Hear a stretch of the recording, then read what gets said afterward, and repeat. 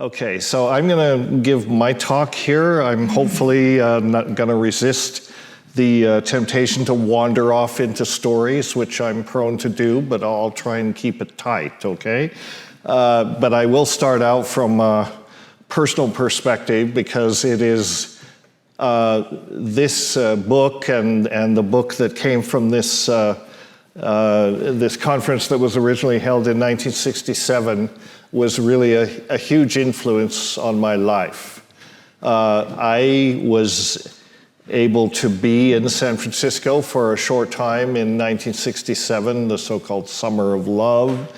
My brother was already in Berkeley at that time, so we had a place to go, and my friend Robert here and I went out to Berkeley in the summer of 1967. We had no idea, no inkling at that time of this conference, that had taken place previously in San Francisco. We were there to get into the counterculture, and we were kind of bored teenagers in this small Colorado town, quite obsessed with psychedelics, quite obsessed with what was going on, but no real access to it, So these are my friends.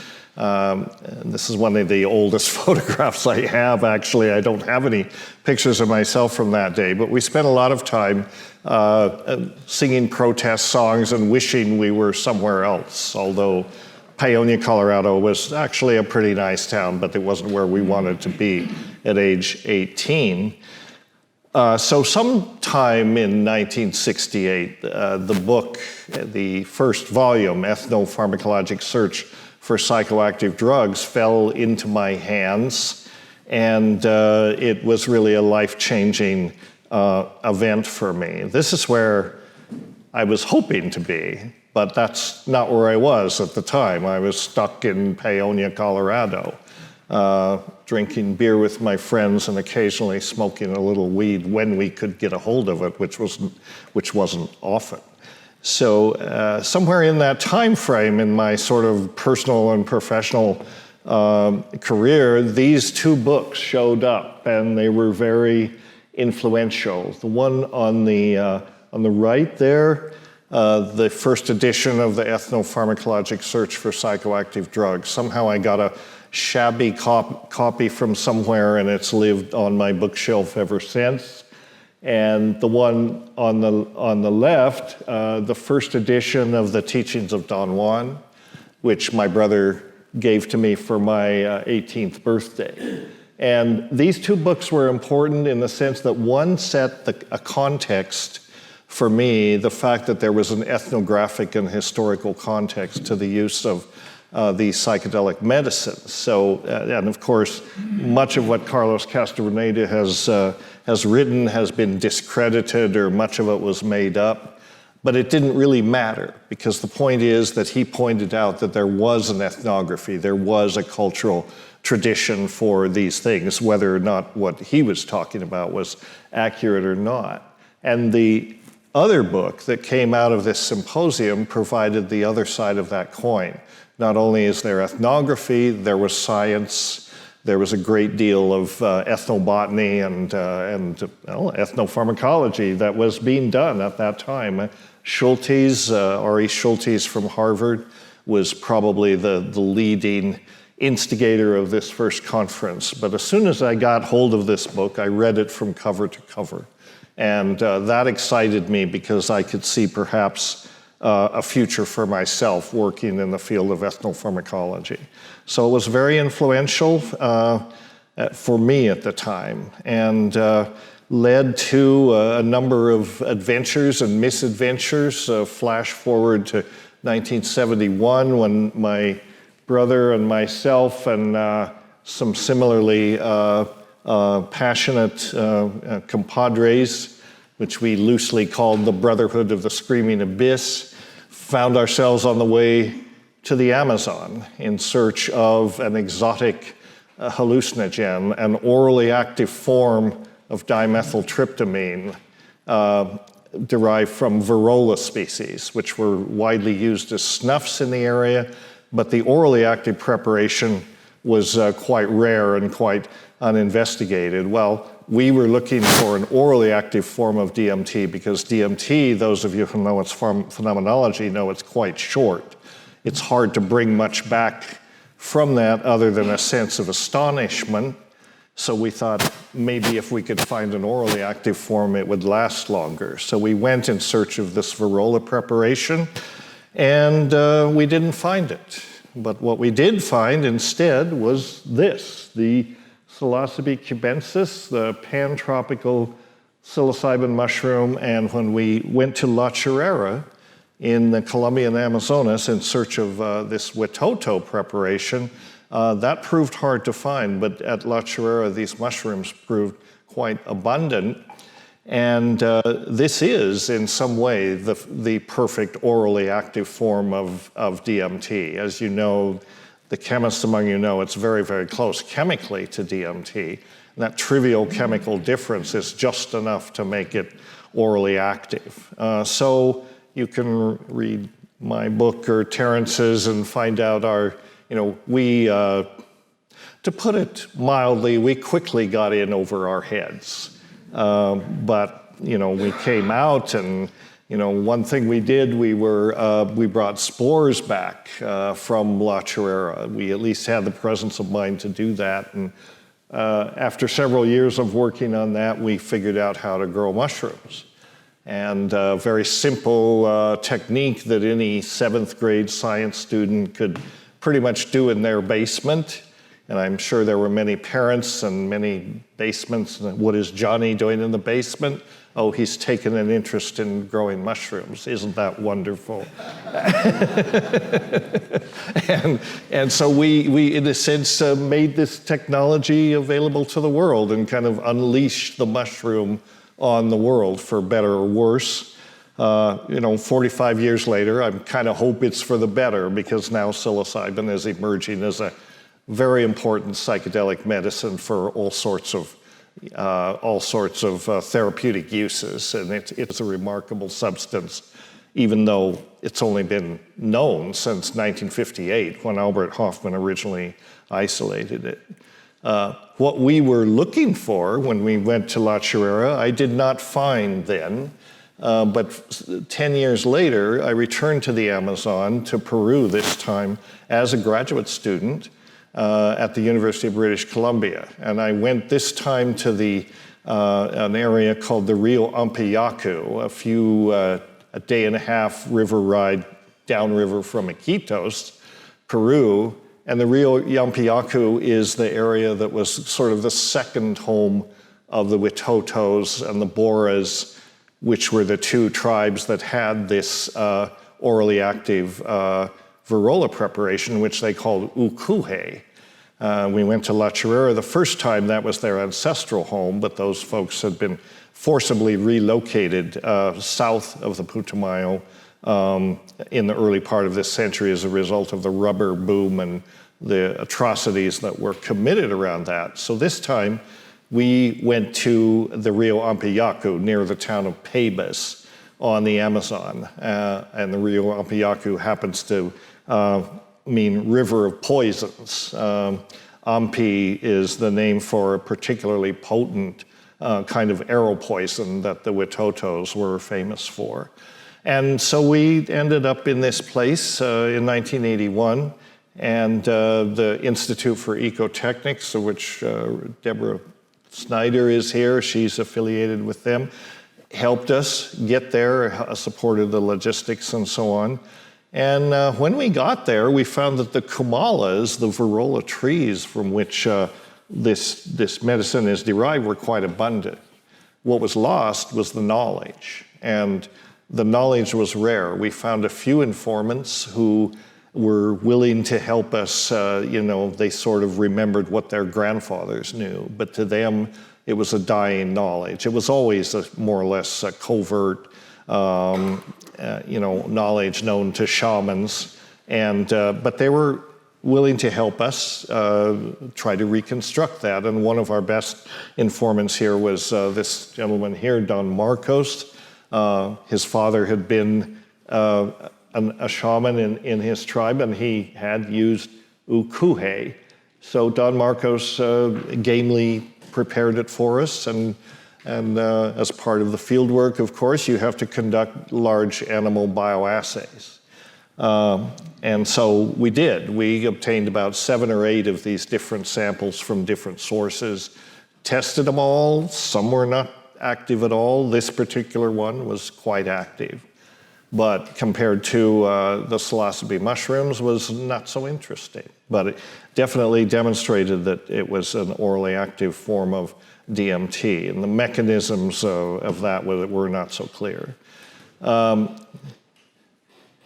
So that's what it looked like, the final product, resembling various things. And you had to eat maybe a third of this to get any effect. And it wasn't very pleasant, but it was active. And the second part of my thesis work was on ayahuasca, and my dissertation work was kind of a comparison between the botany and chemistry and pharmacology of ayahuasca, also an orally active form of DMT in a certain sense, and this ookoohey, this much less well-known medicine. Well, now everyone knows what ayahuasca is, or anyone in our circles. Certainly everyone has heard of ayahuasca. Many people have never heard of the Virola preparation, and it's kind of dying knowledge. But this was Don Fidel Mosambite, my first informant on ayahuasca in Pucallpa. Wonderful man. He was the real deal, a true curandero, and a true scientist in the sense that he was able to share his secrets. He, when I stumbled into his courtyard, barely speaking English, speaking Spanish, and obviously clueless, he could assess the situation very, very quickly. And oh, you're here for that, okay. And so over the course of a couple of months, we hung out with him. He made a number of different preparations of ayahuasca and let us try it and take samples back to the laboratory to analyze. So he was, a revered healer and a really good man, and very kind to us. Us being myself and my fellow also clueless graduate student, Don McCrae, who was traveling with me. And finally got all this stuff back to the laboratory at UBC and started tearing it apart and doing chemical analysis and some pharmacological assays and so on. Took another 3 years to do that. And then, like all good theses should result in, eventually we got a couple papers out of it. So these were 2 papers, the first 2 papers that were published out of my thesis. And again, the ayahuasca got a lot of attention, and the paper on the Virola preparations was, sort of lost to obscurity. It's still out there, but nobody read it. But as a result of that publication of those papers, my life took another kind of turn. I should mention also that at this time, my colleague, Luis Eduardo Luna, who's there in the back and who's giving the next talk, was also sort of rattling around to Iquitos, and he had come to Iquitos at about the same time, only a few months after we'd met, in Vancouver actually, to do his thesis work on curanderismo or vegetalismo, and he connected with Don Emilio Andrade, among other informants, but Don Emilio was his main informant for many, many years. And I met Don Emilio a couple of times, and another, a truly wise and kind healer. And Eduardo studied with him for a long time, ended up making a movie with another colleague called Don Emilio and His Little Doctors, or I guess Don Emilio y sus doctorcitos sounds better in Spanish. You can watch that on YouTube. It's still there, and there have been a lot of movies made about ayahuasca since then, but in my opinion, it's still one of the best. The production values are terrible. The content is invaluable, because basically it's Don Emilio telling his story to the camera, and there's very little narration beyond that. So if you have a spare minute, go look at that movie. It's rather excellent.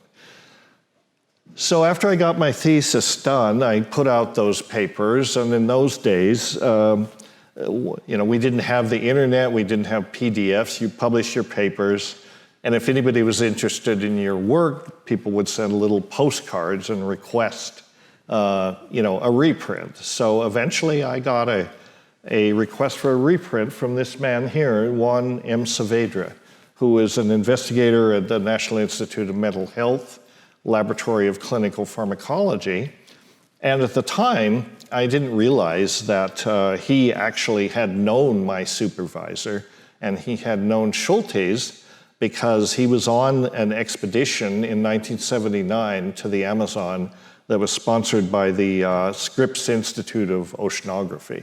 And they took their fancy research vessel there, equipped with laboratories and all that, up the Amazon. And Juan had been one of the investigators on that. So I was surprised when I got the reprint request because I recognized his name. He was also famous because he was one of the first people to investigate the endogenous synthesis of DMT. Previously, he'd worked with Julie Axelrod, who eventually won the Nobel Prize for his work on neurotransmission. But Juan Saavedra and Julius Axelrod had worked together to show that, yes, indeed, DMT is synthesized in the body, and they could trace, that pathway and detect it in the lungs and other tissues. That was what excited me about Dr. Saavedra's work and what I was hoping to work on when I went there. I ended up working on something completely different. It was nonetheless rewarding. But after I had been to his laboratory, just a couple of weeks, I just moved out from California, and I was getting set up in his lab, and he took me into the lab, and he says, "There's an old box of chemicals up there on the shelf that Julie and I had synthesized when we were doing, custom synthesized when we were doing our work. You should go through that box, see if there's anything useful, and take it and throw the rest away." So I stood on this bench, got up behind the top shelf of the storage cabinet. The bench, by the way, where serotonin was discovered and characterized. I mean, working in this lab was kind of amazing because, the ghosts of the great people in serotonin pharmacology are looking over your shoulders. But I got up there and I found this dusty old box, and it did indeed have a few interesting compounds, a whole bunch of tryptamine derivatives that they'd had made. Those, we won't say what happened to those. I actually saved them for many years. I was afraid to bioassay them because they had some pretty strange structures. But the other thing sitting right beside that box that was interesting for me was a copy of the Ethnopharmacologic Search for Psychoactive Drugs. And this one was in mint condition. It had obviously never been touched, never even been opened. So it kind of disappeared and disappeared to my bookshelf. But I took it as a sign, in a sense, about the influence of this book. And so that, that was just significant, sort of. And so that's what sent me on this path, and many others as well. And here we are today, continuing to plug away. Why do we bother looking for psychoactive drugs, or in what you might call the ethnopharmacopoeia? Well, it's, I think, obvious to people in this room why that's a worthwhile thing. It's not about just finding more and more interesting and diverse ways to get high, although that's part of it, but the discovery of these new psychoactive substances, whether natural or synthetic, is very important because novel compounds, structurally novel compounds, are probes for novel pharmacological mechanisms, and they often suggest new mechanisms, new cellular and molecular targets. And this can enhance our understanding of the neurochemical foundations of consciousness, the neuropathology of mental illness and potential therapeutic applications, and overall a better understanding of the mind. These things are molecular probes for all that.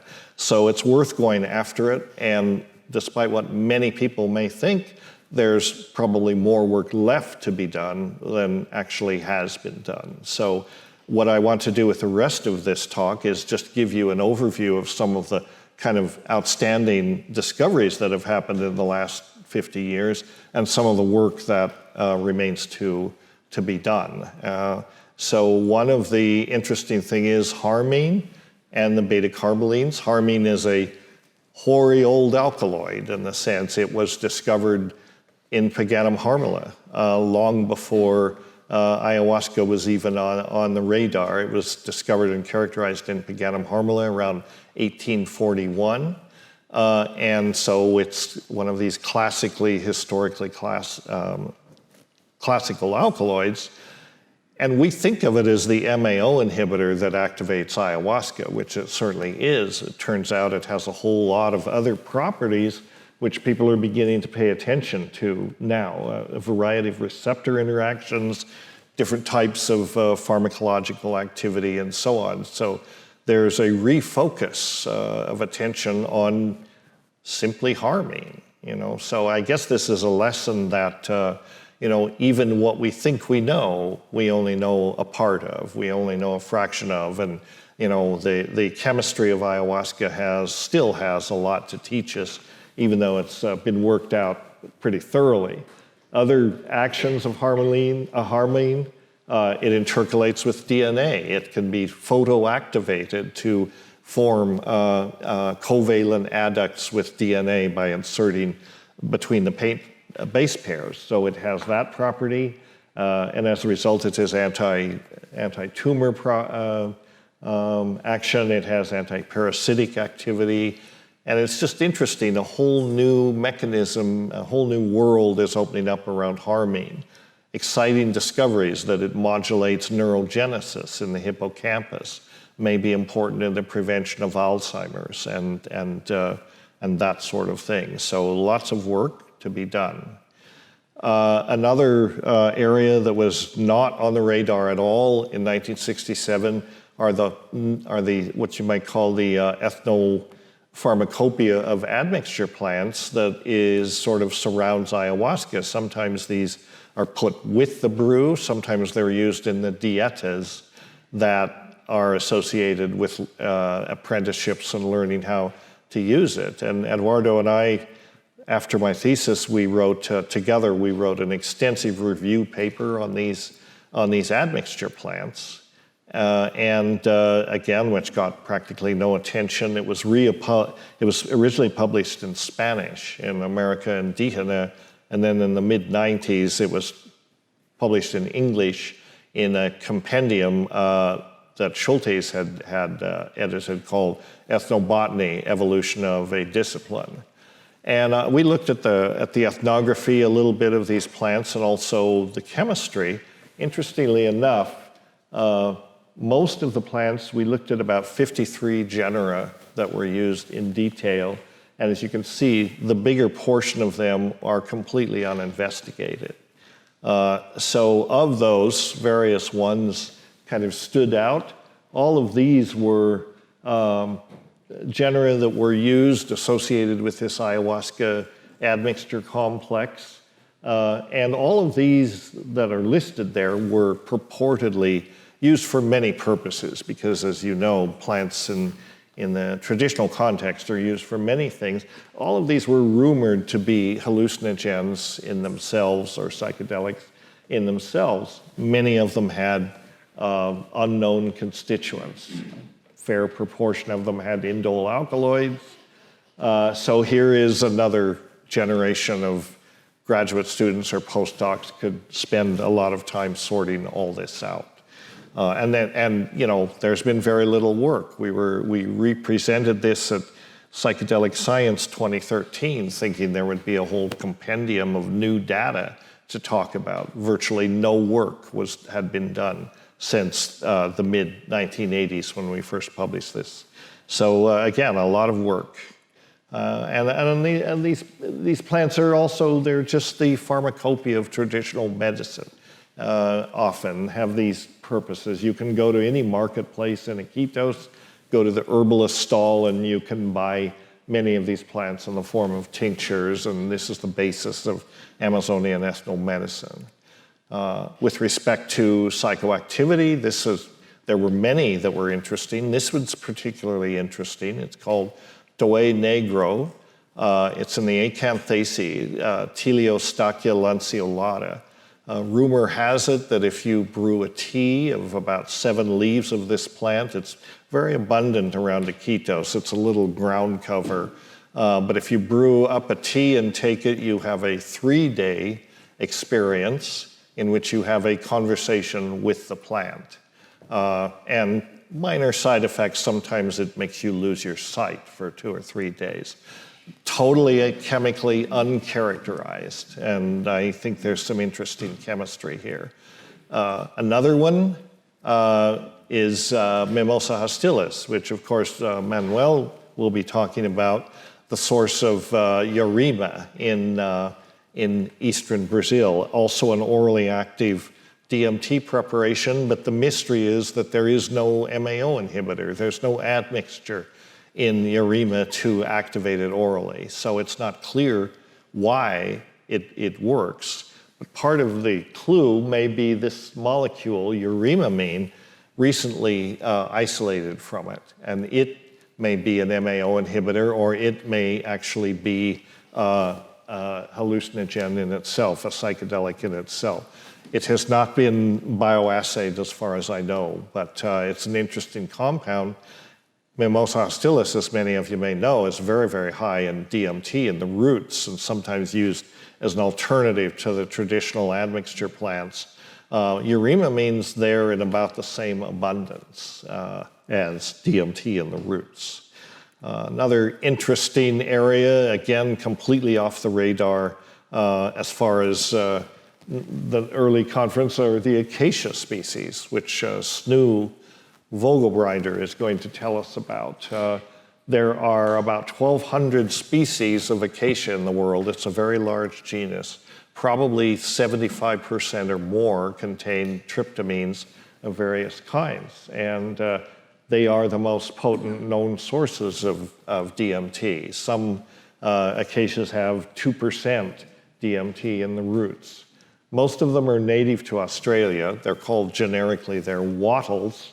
And there's no evidence of indigenous use of these acacias in Australia, although there are suggestions that that may have happened. And ironically, wattle is the national tree of Australia, and Australia has recently declared all wattles illegal. Right, so they have honored their national tree by banning it, And this is a particularly rare species of acacia that grows endemically at Buffalo National Park in Australia. And if you go to DMT Nexus website, you can get a nice long list of all the tryptamine-containing acacias, and there are many, many. Another interesting thing are the toads. The toad chemistry is now attracting attention. I do not know, honestly, how strong the evidence for a traditional historical use of toad venom as psychedelic is.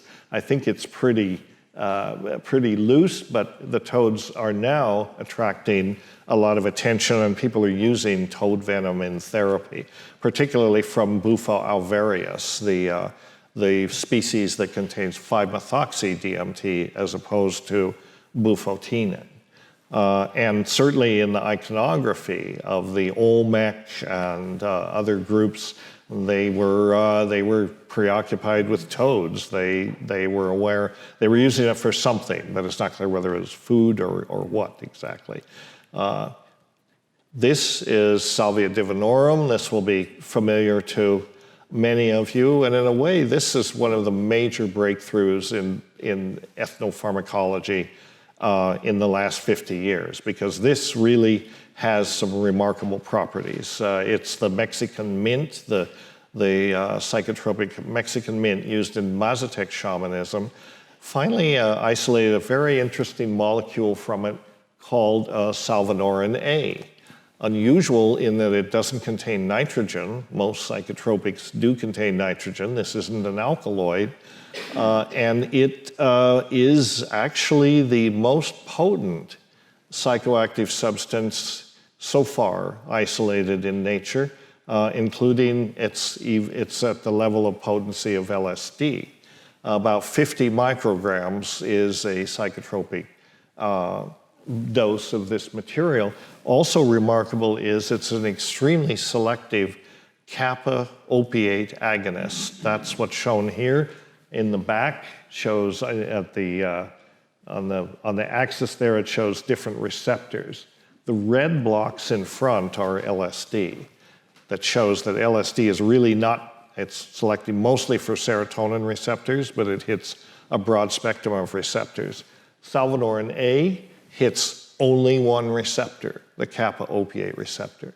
Brian Roth, who is the chemist that figured all of this out, figured out the pharmacology of salvinorin A, remarked to me, he said, if I had tried to design a drug selective for the kappa opiate receptor,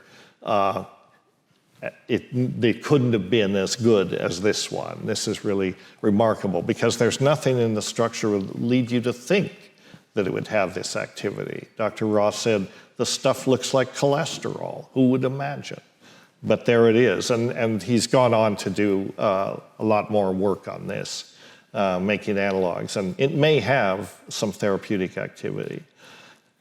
Other things that are kind of on the radar in the original conference, like Kava was discussed.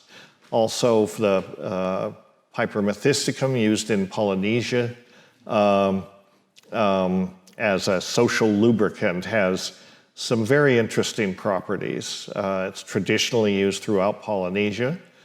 And it contains, again, non-nitrogenous compounds called kavalactones, 6 major kavalactones. And these have sedative and anxiolytic properties, also muscle relaxing properties, a variety of the neuroprotection, analgesic, and kava has never really been developed as a prescription drug, although there's been some interesting work done on its protection against damage from smoking, which I didn't include here, but that's recently emerged. So many of these so-called ethnobotanicals, ethnopsychobotanicals, find their way into the market as dietary supplements, because under the regulatory framework that we have, that's the way they get there. So you can buy kava extracts in health food stores, and it's quite a useful drug. Another important one, not reported on at all in 1967, was Iboga, and it's used traditionally among the Bwiti tribe in initiation ceremonies, and it produces a 12 to 36-hour trance in which the initiate is given the wisdom of the ancestors. It contains a variety of indole alkaloids, the primary one being ibogaine itself, and related compounds. And it works on a variety of receptors, so it's not specifically a psychedelic, although it has psychedelic properties. And of course, in therapeutic arena, it's emerged as a very promising treatment for addictions, specifically for opiate addiction, though it may be good for other things as well. Dr. Ken Alper is here, probably the world's expert on Iboga and ibogaine, and he's going to explain all this to us in more detail. And then another one that was kind of definitely not on the radar at that time is kratom, Metrogyna speciosa, member of the Rubiaceae, the coffee family from Southeast Asia. It has alkaloids, and it's used like opium in Southeast Asia, and sometimes as a substitute for opium in Southeast Asia. And in the context of folk medicine, it's often used to help people who are dependent on opium or even heroin get off those drugs and get onto something a little less harmful, and then they can taper off that. It's also just used in its own right. And it has a very interesting pharmacology. It has alkaloids that hit mostly the mu opiate receptors. Some of these are quite potent, even more so than morphine, which is kind of the standard. And it does not cause respiratory depression. So that's very interesting for an opiate. It's less toxic from that angle. And it's been suggested that it might be used to help people get off opiates. But of course, the DEA, never one to want to allow that to happen, has been evaluating it, whether it should be banned, whether it should be illegalized. And a coterie, a certain number of scientists, one of whom is Dr. Christopher McCurdy, who is here and is going to talk to us about kratom, have said, hold your horses. These compounds have uses, and they're part of the solution. They are not part of the opioid epidemic problem. And so kratom is kind of in a legal limbo at the moment, but not, strictly speaking, illegal. Another very interesting plant from South Africa, Scaledium tortuosum, which is called Kanna or Hiogud. I can't really pronounce it. It's used as a traditional medicine among the San people. The roots are chewed, or tea, I understand, can even be smoked or snuffed. And it's used basically as a mood elevator, an anxiolytic, a sedative, and a euphoriant. It's also used as an appetite suppressant. It contains interesting alkaloids that are potent serotonin reuptake inhibitors. And it also inhibits phosphodiesterase. So it has a lot of promise, and actually has been developed as a dietary supplement in Canada, as a natural health product called Zembrin that you can take essentially as an anxiolytic and possibly as a cognition enhancer. And Dr. Nigel Garrick, who is here, has really led the charge on the investigation of this, another promising ethnobotanical. And then also the frogs again, or actually in this case maybe the toads. We talked about these bufo species that contain tryptamines, but now Cambo, which is Philomedusa, one of the tree arrow poison or tree frogs, is getting attention actually as a tourist recreation in kind of way. People go there, you take the venom of this frog, which you have to torture it to get the venom, and then you collect the venom, burn your skin with a cigarette, and then rub this venom into it, and you have a very, very rapid, dramatic, and probably quite dangerous reaction involving precipitous lowering of blood pressure and so on. It's used in hunting medicine because after you get through all that, then they say you feel great for a few days, and you can go running full tilt through the forest barefoot looking for game. Tourists are going down to try this sapo or Cambo medicine, they sometimes call it. I go to South America quite a lot. I won't be one of those tourists because, frankly, I think this is certainly a guy with a 65-year-old heart should not be taking this, so I won't be taking it. Some people think it's really interesting, and I think pharmacologically it's got a lot of promise. So that's kind of the last 50 years of work, many things still waiting to be investigated, but there's a lot of work to sort all this out, and these are all things that have come to the surface in the last 50 years. Well, what's ahead for the next 50 years? I'm not going to go too far. I'm almost done. But I wanted to mention a couple of things that are kind of major interesting areas. Boletus is a kind of edible mushroom. They're quite widespread. They're all over the world. They're the ones that have the pores instead of gills in the cap, and there are persistent rumors that there are psychoactive Boletus, at least a few species, but it's been hard to nail down. Boletus manicus has been reported to be used in Papua New Guinea as in a cultural context called mushroom madness, where people will consume this mushroom for about a week, certain seasons of the year, and then everybody goes bananas, and it has manic behavior. But it may just be a cultural institution, like going amok, with another cultural institution that doesn't involve drugs, where they consume the mushroom and then that gives them leave to act crazy in a culturally sanctioned manner. But there's no psychoactive substance in Boletus manicus, perhaps, or perhaps it's only there in certain strains or at certain times of the year. Because now rumors have emerged from China where Boletus and this one particularly are called, I'm butchering the pronunciation, Josh, forgive me, but they're called Jiao Ren Ren or something like that, and it means little person.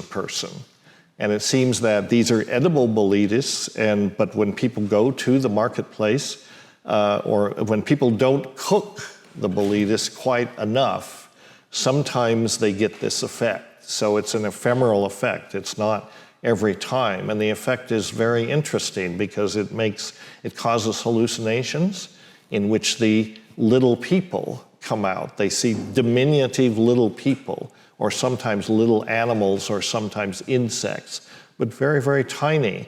And the Chinese don't have the same mindset toward psychedelics and all this that we do, but they all seem to regard this with a great deal of amusement. They think this is just fun. But I mean, they don't seek the experience, but when it happens, they approach it with a sense of humor. And one of our guests here, Josh Wickerham, has been to China and evaluated this in the field, basically by eating every kind of Boletus he could get his hands on. And he had a number of stomach aches, but no psychotropic effects. So this is an ongoing project, very interesting.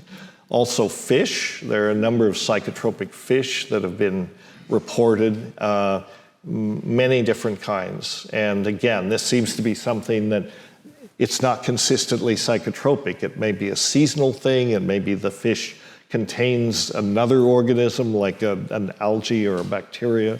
But the so-called dream fish of Hawaii, when people do encounter it and it's active, it produces a prolonged sort of dreamlike state. One National Geographic photographer described his experience as pure science fiction. So again, this is another area that has just not been investigated at all. Insects are another possibility, a possible source of new psychoactive agents. There are, again, rumors. Considering the close chemical interactions between insects and plants, and the fact that insects sequester compounds from plants and use them for protection or whatever, it's surprising there's not more information on this. But really, there's this interesting report over 100 years in which this French explorer, Saint-Hilaire, traveled in Brazil in the 19th century, and he reported that the larva of this moth, which feeds on the bamboo, was consumed by the Malilas Indians, a tribe native to the Brazilian province of Minas Gerais. When the intestinal parts are eaten, it induces fantastic dreams lasting more than a day. There's been no contemporary confirmation of this report. There have been no chemical investigations. So this is also a whole area of potential ethnopsychopharmacology, as working through the insect biome, because the molecular complexity, and you find the insects is, at least as great as in the plants. Another area that hasn't been closely looked at all are the fungal endophytes, which are quite widespread in plants. And in the Amazon, the sedges, the cyperus species, which are called piri-piri, They have a variety of applications, including obstetrics, but also used as hallucinogens. And many of the endophytes in piri-piri and other grasses, like this one from China, Achnatharum inebrium, called drunken horse grass, contains ergolines, contains lysergic acid derivatives. And many endophytes do, and they contain other alkaloids. So this is another area of sort of unexplored molecular diversity. These endophytes, I think they're promising areas for discovering a lot of highly bioactive molecules, not only psychotropic molecules. And then I wanted to mention Garden of Eden. This was written by our friend Snu Vogelbrinder, who's here, who's going to talk to us about tryptamine-containing acacias. But this book is a labor of love. It's out of print in hard copy, but I understand a PDF is available there. And it really is a labor of love. He spent many years compiling data from a variety of sources on everything, literally everything that might have any kind of psychotropic activity. So some of the organisms he talked about you wouldn't expect, even bacteria, lichens, algae, this kind of thing. So this is a wonderful book. I think it's a major contribution. And again, this is years of future work to sort that through. So in 2006, I managed to go back to where I was in 1981 when I was collecting ookoohey to the town of Pabis. I went to this town of Pucurquillo on the Rio Ampayacu, the river of poisons, because I had a grant to do some collecting in that area. And some of our compadres, you can see, were going native. We managed to get out of there before it got too bad. But one of our companions, the young woman there, is Sarah Hutt, and she'll be here tomorrow night. She's working on this wonderful short documentary called In Search of It. I think it's called now The Scientist and the Shaman. And we're going to show that tomorrow night before we show the longer film. So that was a chance to get back to this area that I first went in 1981. And that was the River of Poisons, and that is sunset on Rio Ampayacu. So thank you.